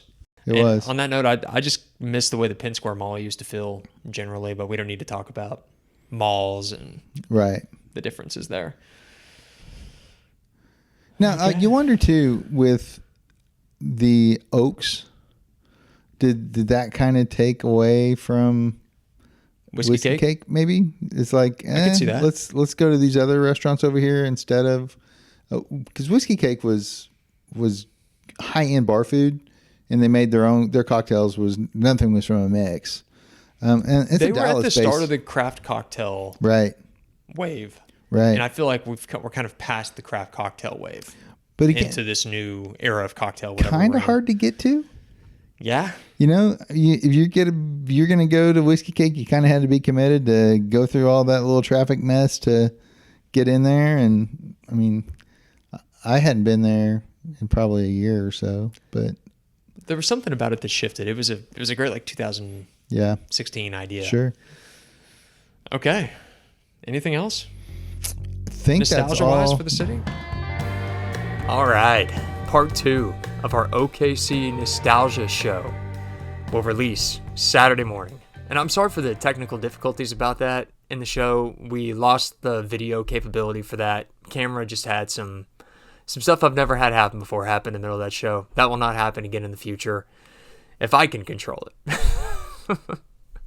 So thanks for hanging with us. I'm sure on Saturday morning you will be putting our podcast release on your calendar, making your weekend plans around hearing me and my dad talk some more about Oklahoma City culture, because you should. All right.